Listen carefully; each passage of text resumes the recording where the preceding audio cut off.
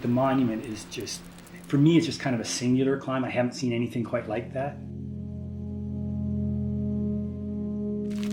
So the monument's a huge roof crack. It's like 35 feet. It's pretty intimidating. You stand under the thing and it's almost like the shape of like an arrow or like the head of a spear or something. I mean, the architecture is really quite stunning. It's like a ship's prow.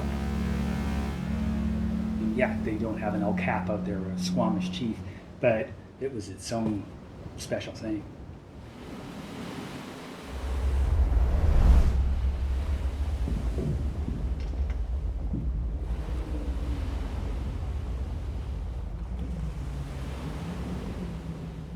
So I got invited to go out to Ontario by Dave Smart, and he told me all about this project, the monument. Just this huge roof crack, and I was skeptical, I guess. I kind of thought all great crack climbing happened on granite.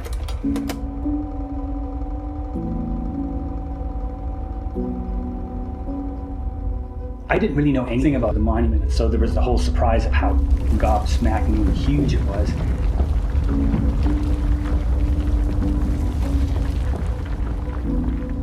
So often when you read about famous climbs, you know, you build them up in your mind. Like when I went up to Desert Gold to do it, I was so disappointed. I thought it was like 100, 150 feet long. It's like maybe 40. Separate reality. The lip of the roof is maybe 2 inches thick, and you pull over the top of that and you're on the top of the cliff. Compared to the Zombie, I mean, it's cool enough in its own way, but it's a pretty scrappy looking little roof. Monument is at least twice as big and at least 10 times as good. You know, the backdrop is really important, and it is in a pretty amazing place.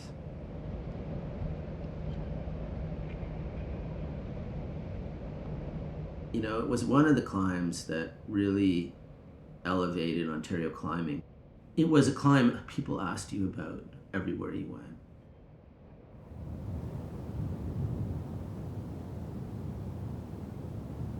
Yes, a limestone roof crack is so rare, and one so big, because most of the climbing around here is like all steep, kind of like pocket pulling. So to actually have like a splitter roof crack is so cool. Yeah, when you look up at the monument, you see the splitter roof crack just separates the cliff. And at certain points where you look up through the crack, you can see daylight. But because of that, it seeps for most of the spring. So you can't really try it until September.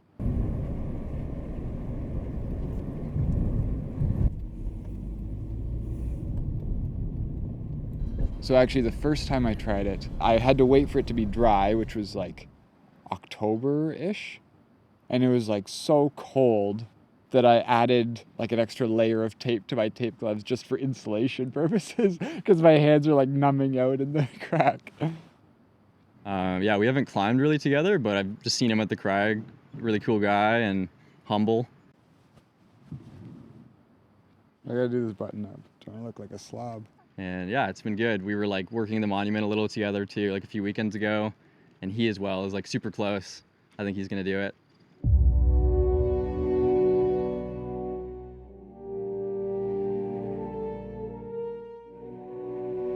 The history of the monument. I know that back in like, I want to say early or mid 80s, the first ascent, like a descent, I guess, was by a team of John Kaandorp, Pete Zabrok, and Steve Maio.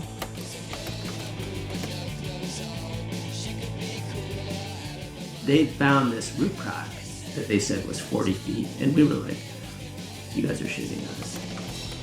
Just in there going, no, it's better than any roof crack you've ever seen. But they wouldn't tell us where it was. But you can actually see it quite clearly from Lion's Head. We weren't deliberately trying to rename it, it just kind of, it stuck. It's not a climb, it's a monument, right? And it is, it's this geological feature. Dave Smart and Pete Riley, I think some of those guys were working it back in the 80s, but nobody quite managed to do it.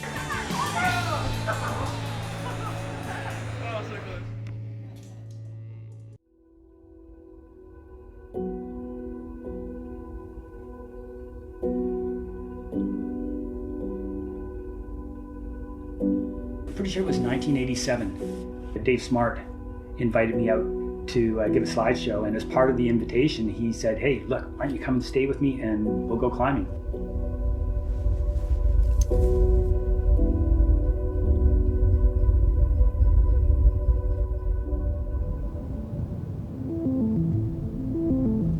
We went to a lot of different crags, but this one day we went out to White Bluff, where the monument is. He'd been asking about the monument, and the problem with it is sometimes for most of it, if not all of a season, it can be wet, like just dripping because it cuts right through the cliff. So there's no chance I'm going to be able to get on it. And thought, well, here's one of the best climbers in the world, and I'll at least show it to him, but it'll be wet, so he won't get to try it. Then we went over and it was bone dry. Peter was really excited. I looked down and my arms were just bouncing off my chest. My heart was pounding that hard.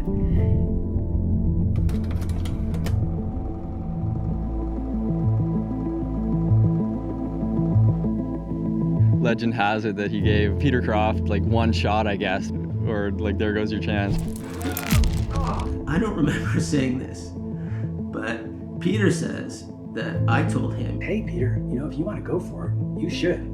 But that if he fell off, he had to walk away. I was blown away by his generosity.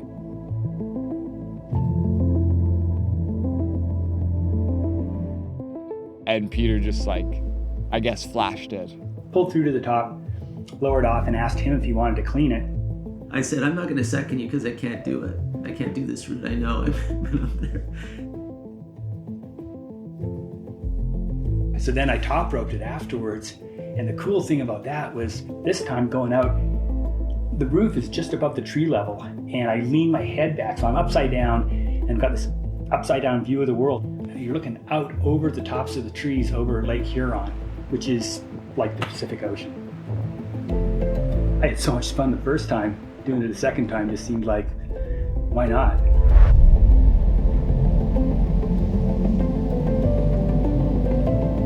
It was just kind of a singular climb that I can't even say, oh, it was sort of like such and such. It was its own special thing. It just seemed like such a prize, and it ought to go to the best climber. So yeah, first try up it, flashed it for the first ascent. Yeah, pretty impressive. I guess it was easy for him, so we gave it 12D, but it feels a bit harder to me. As far as I know, I think maybe it didn't see another ascent until Sonny, 15 years later or something. I think he did it in the early 2000s. Yeah, and it doesn't get done often, so.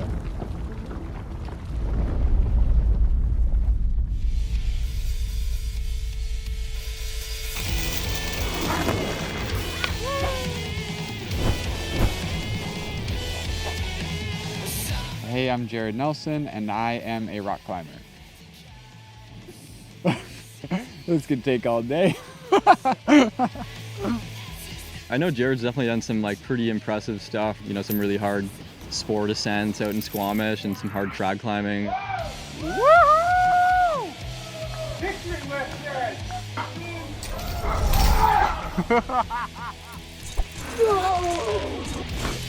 He went and moved out to Squamish and traveled around the US quite a bit. I spent a lot of time in Joshua Tree last winter, Indian Creek, and Zion, just plugging gear.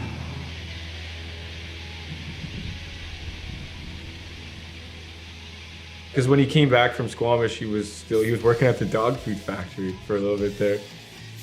He went from being a full-time climber to being a weekend warrior. Now he works as an Ironman, and he's working Monday to Friday. And I think it's hard work, but maybe that's why he can send. He's got the labor strength. I don't think he's done a lot of trad at all in the last few years. So he really just kind of decided he wanted to do the monument and just went and did it. I didn't know if it was going to go this season because I hadn't been crack climbing much and because of my little scare. Yeah, he was concussed and had to go to the hospital and get his head fixed. And we went to a crag called TV Tower one day to try this route called Excalibur.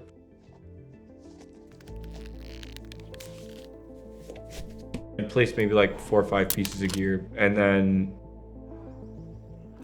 so I fell and all my gear ripped out. And it swung me into the wall, and I heard this like thunk, and I landed on Jared, and I was just like, oh, that's not good. Jared hit his head on the cliff, and I was standing on the ground, and I was totally fine. And I'm like, are you okay? And he's like, I don't know. I'm tired. I'm like, don't go to sleep, you know? I think, you know, it probably scared him a little bit just to like see what can actually happen if something goes wrong. What would you do if you couldn't walk out of there? You'd have to get like some kind of rescue, you know? Rack.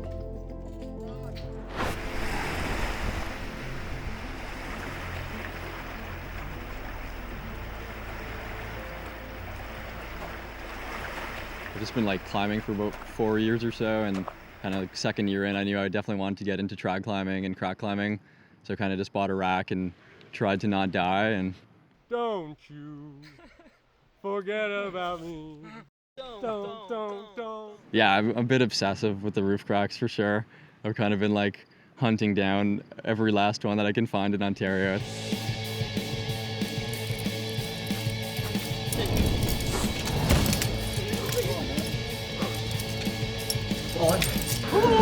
He's got this like homemade roof crack that he trains on, and I think it's paying off. Yeah, then we got Skid Row here.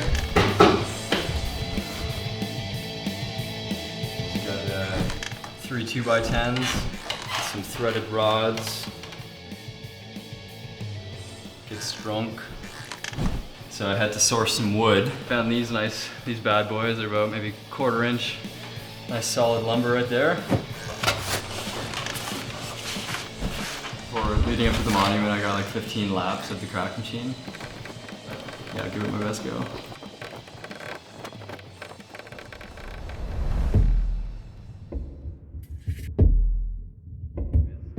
And your hand jam would be like a really tight thing. So it would probably end up being a lot of pop. Oh, right here? Yeah. Oh, yeah. That's good. You can almost like Pull up the parking lot. Oh, yeah, good job. Pick it up. Paper, scissors, shoot. Yeah, so Evan went first on it. Yeah, and I felt prepared, so I just kind of went for it.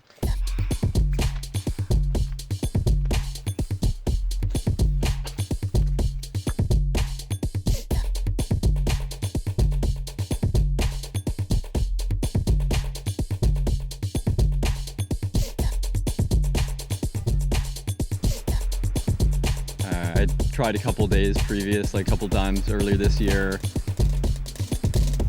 Like I had like the cams racked in order, but I don't know, you kind of get in the flow of the paddling, and then you look back, okay, I guess I'll place one now. Yeah, he climbs so efficiently, like he just didn't waste any time. He knew exactly what he needed to do.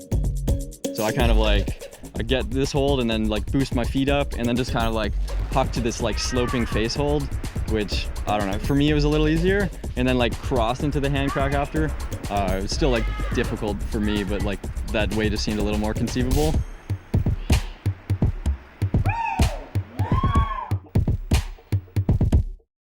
He like absolutely walked it. It looked like, yeah, it looked so casual. Looked like he'd done it many times.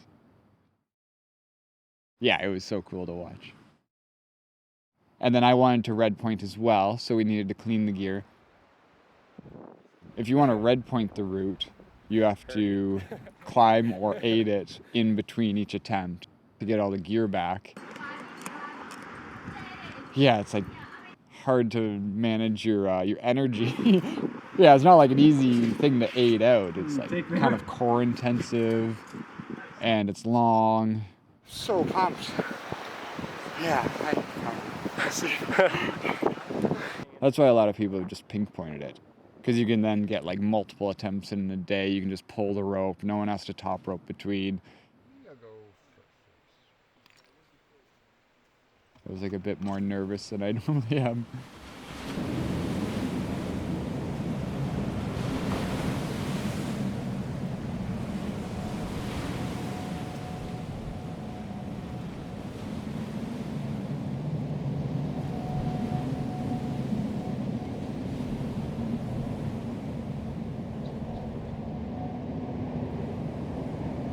the beginning's not hard, but it's a little loose.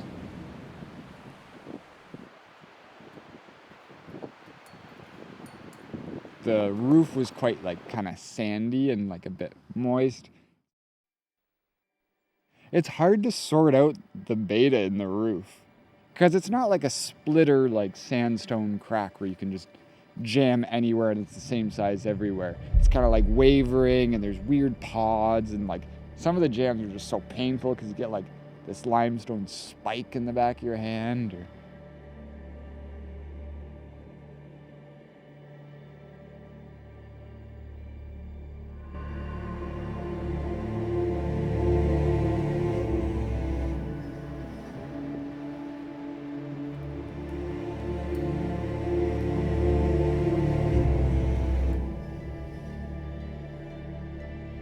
you need to plan when you're going to do the first foot rotation.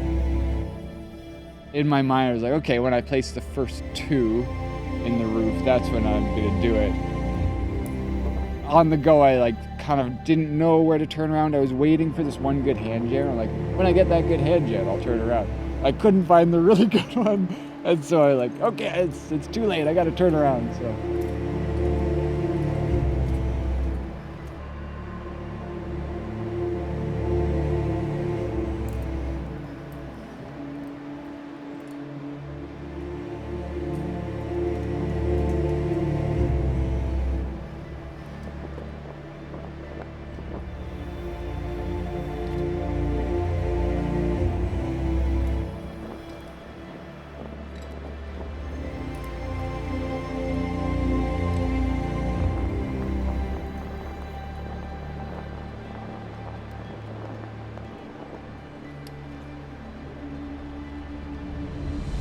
And then you have to turn back around because you need to do the crux head first.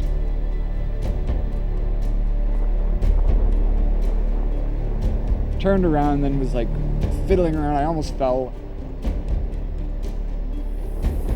My hand started sliding. I couldn't jam the crack. I couldn't trust it. I thought it was just going to slip out.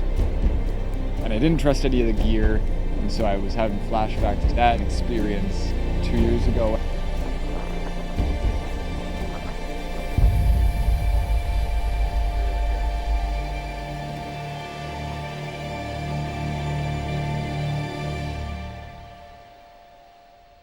There's a crux where the crack gets to finger size.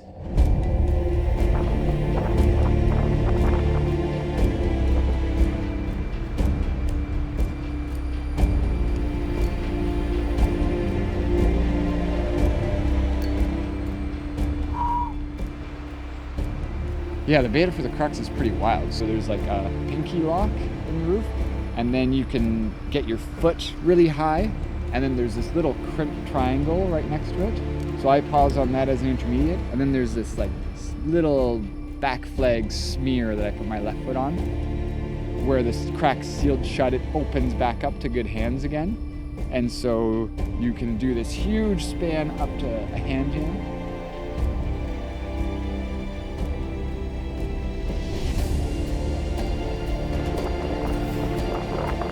As soon as he sung the hand jam, I knew it was over.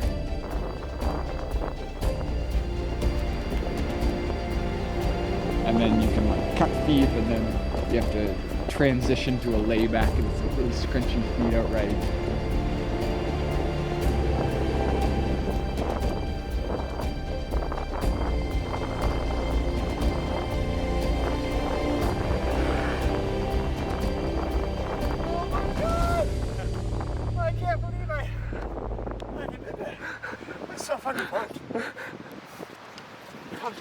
He claims that he was like pumped, but I think he looked pretty solid.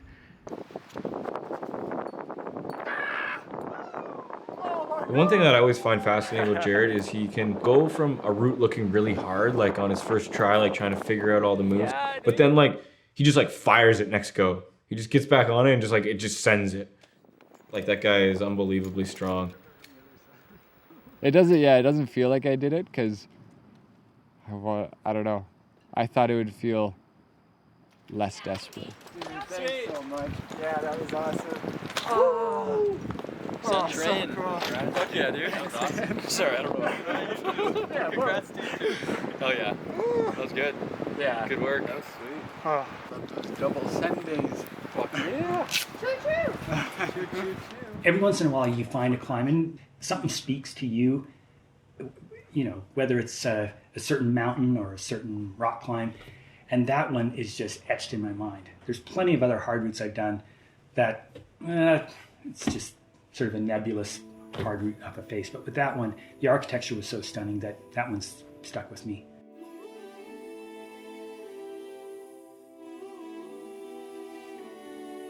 Let's take it through the roof.